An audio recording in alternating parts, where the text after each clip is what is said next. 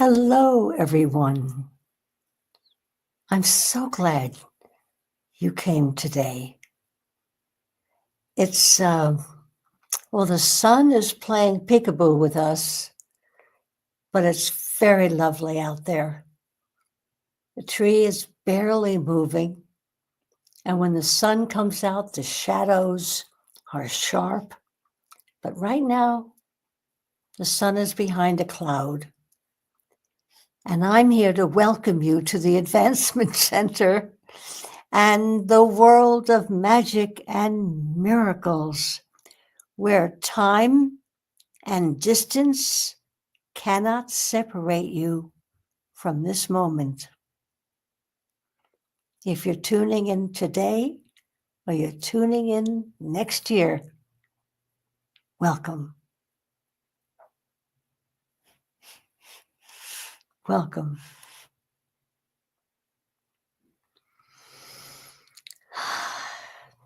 $8 billion people forming humanity.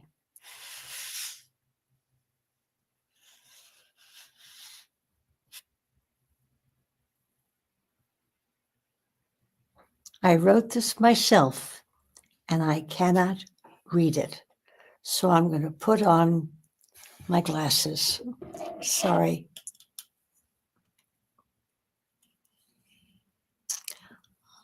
Okay. What did I write here? 8 billion people forming humanity and growing all the time.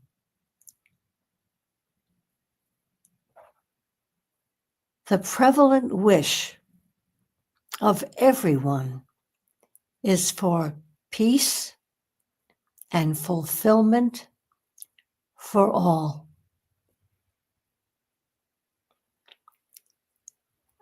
Everyone I talk to, everyone I listen to wants to lift up humanity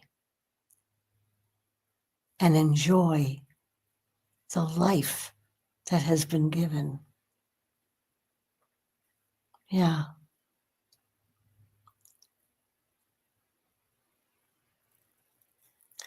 Each and every one of us arrived on this planet, and then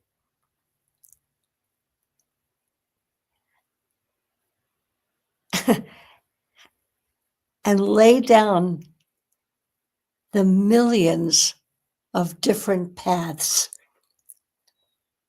that have been followed. Just considering that. And not there's not a person who doesn't want upliftment for all of humanity. Everyone talks about it,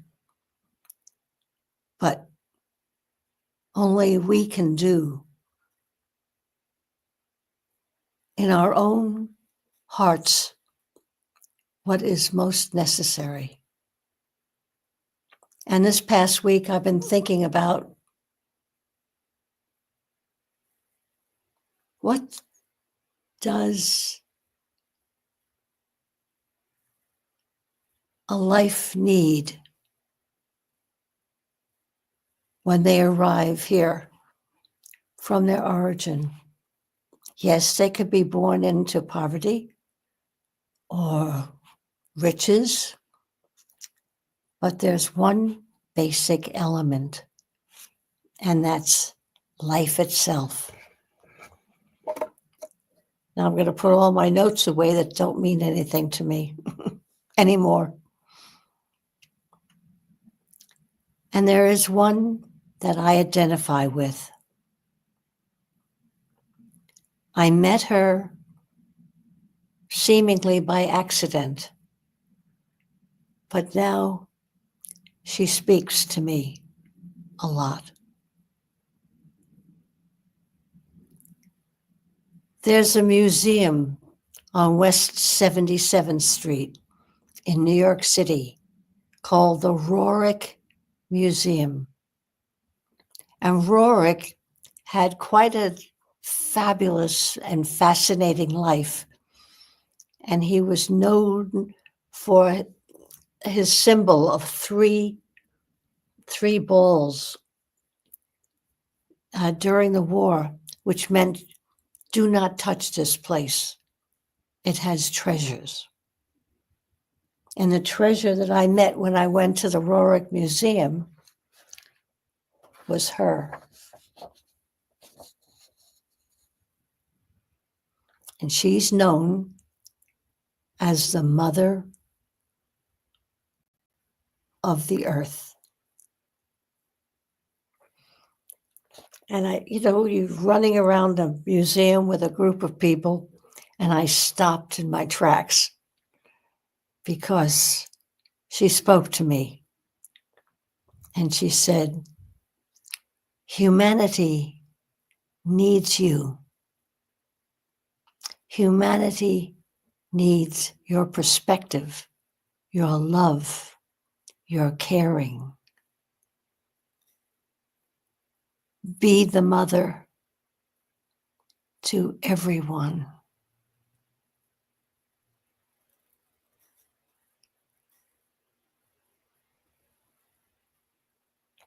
And this week I was thinking, what affects a life? What must happen for one person to grow, develop, flower, be fruitful, and another to go the other way? And the one word I came up with was kindness. Kindness shapes lives. Kindness. When someone has treated you with kindness and respect, they don't have to love you, but they have to regard you for who and what you are.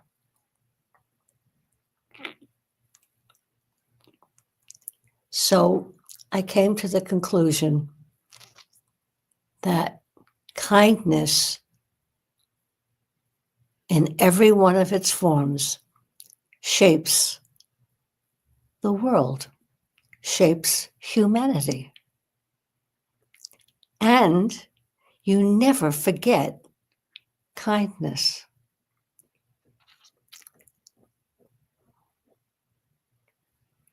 You also never forget the experiences you have as a young child.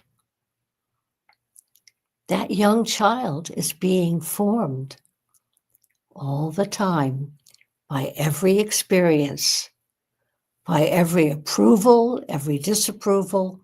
This is how they learn.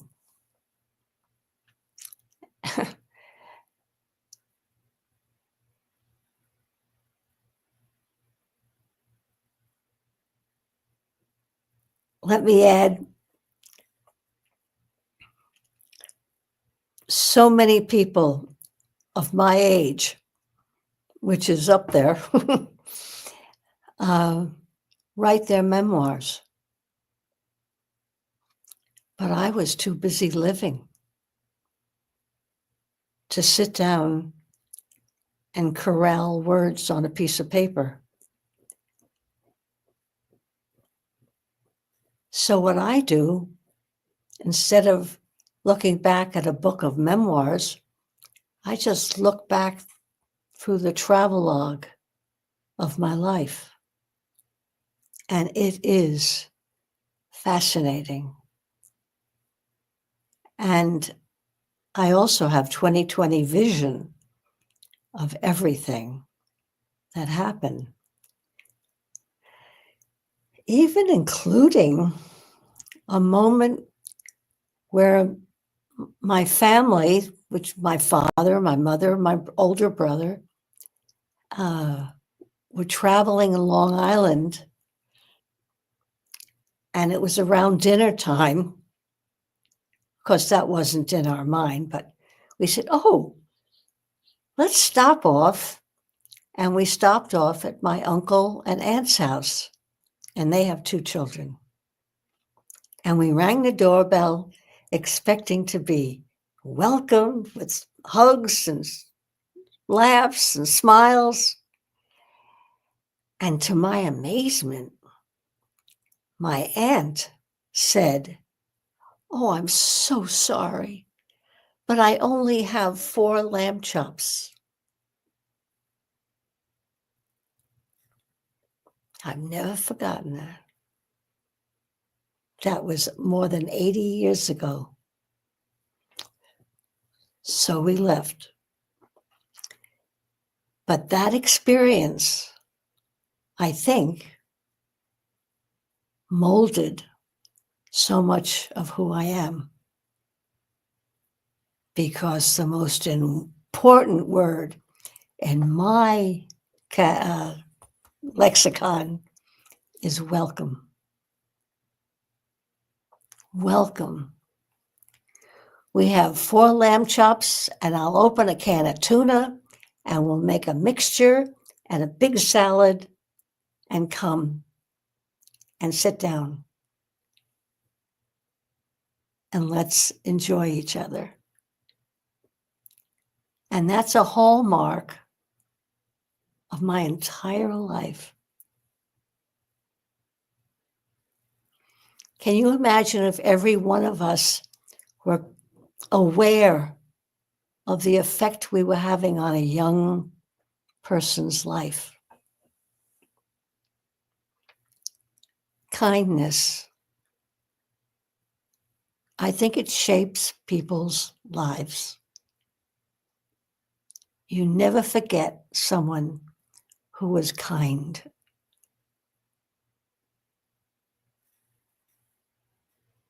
Right now, I can think of Mrs. Steinbuehler.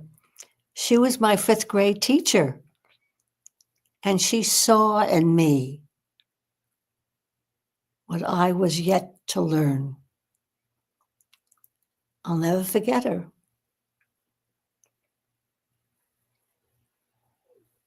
Think of the most unforgettable people you've come across and how they live in your memory forever because they become part and parcel of who you are. I've had many wonderful mentors, and some people I would forget on purpose. But my life has been quite remarkable because it didn't go in a straight line. It was pretty zigzag.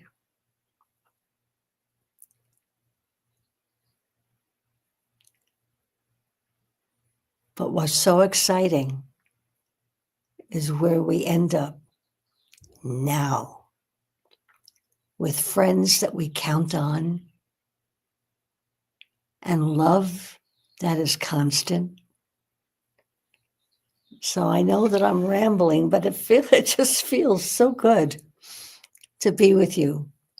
And I wish this were a 2-way conversation so I could hear your responses and what you see as the foundation stones of your life, of who was kind and who shaped your life. Another thing that just popped up is I had an extremely intuitive mother and imaginative. She should have been on Broadway probably, but she wasn't. And I remember coming home for school for lunch, and it was never just a sandwich and an apple or something. But I remember sitting in our kitchen, and my mother was an airline hostess serving me and developing skills of conversation and politeness. That was a long time ago. And make-believe. And knowing that make-believe can come true. So here I am zigzagging through a life that's been peppered and seasoned with so many experiences. And the one that stays with me always is I was a biofeedback technician. And that's when I can really, really document and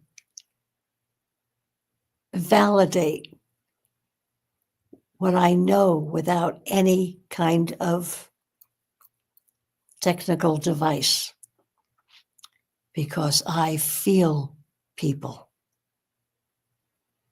I feel when they're authentic. I feel when they're covering up. And very often, when you're attached to this biofeedback thing and you're asked a question, and the question sets an alarm out in your body, and it's going, "Bah!" and they're not even aware of it. And it validates what I feel, that they're not at ease.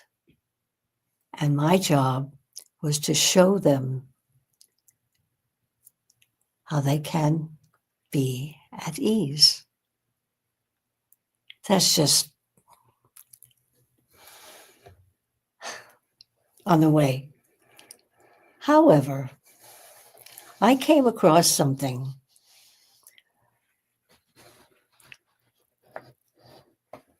written by Robert.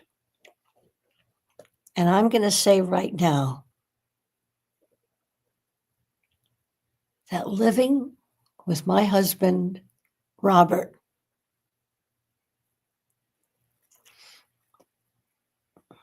he is the embodiment of everything he has ever written.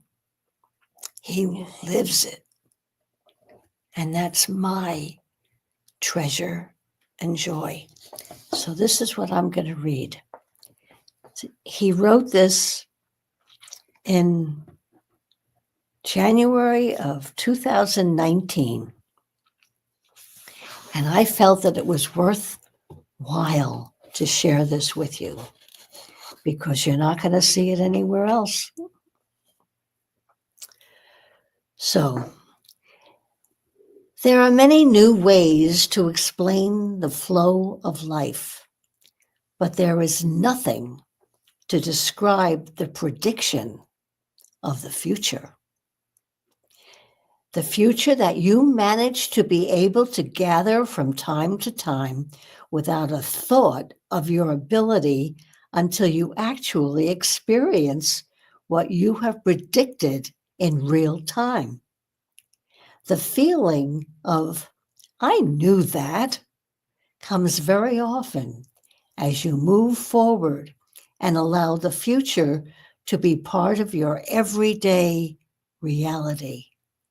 There is, however, much to be experienced in the area of development of the future and the selection of what is most suitable right now for appearance at a later time. In the past, it was understood that the development of your future could be controlled by your thoughts and actions throughout your day. But now it is obvious that there are many other factors which are not tied to the mind or the physical actions of your body. The unknown does not follow any laws, and there are no effects that can be used to formulate anything in the unknown. The unique skills of each human being is handling the unknown, and its random actions can easily be demonstrated in the many millions of categories available as human activities. The action of understanding is not part of this skill. It is a known part of our nature and only needs acceptance to operate perfectly. The process of acceptance in our world has been linked with understanding in such a way that nothing is acceptable unless it can be understood. This presents a problem for most people, and as such, there is a barrier preventing access to the full skill of living with the future as part of your active reality. To get past this anomaly, it is sometimes necessary to add a few more facts that allow the brain to release its fixed program patterns. Firstly, there is no process in accepting what is natural to your being. Every universal connection has a purpose, and if it is left alone to operate in its own random pattern, it will produce events and experiences that will nurture and elevate the core of your being so that it is fully operational in the universal flow of both now and the future. In reality, there is nothing to accept, but there is a need to be aware of the fact that your internal objection is an induced program that is held in your body. This program can and will disappear when it is no longer needed. Look into the future without even needing to know what you are looking at, and you will soon see all objection disappear and clarity arise that has no explanation in physical terms. Experience as it is already in your field and open for the ride of your life.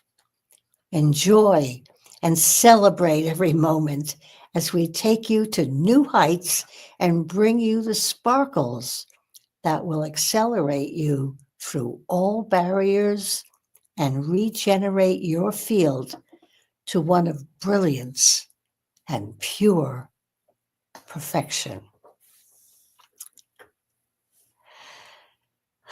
And on that note, I'll share my joy of this week in the form of pastels.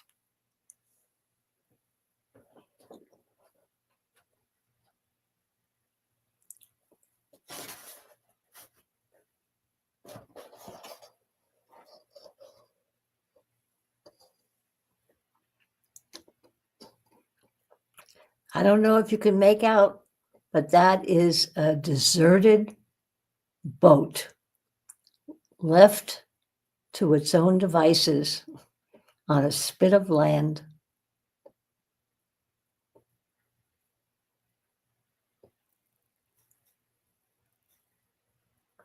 I hope you like it.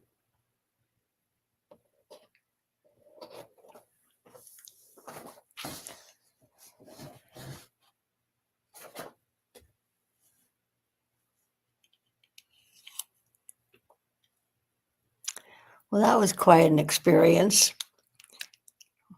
I got into some memories and got a little lost. But when you're with friends and family who love you, you can't get lost because they're waiting for you. Because the wish is theirs and mine for you to enjoy a perfect life with perfect health and a future filled with love, clarity, enjoyment, and everything you wish for. Thanks for joining me. I'm Barbara.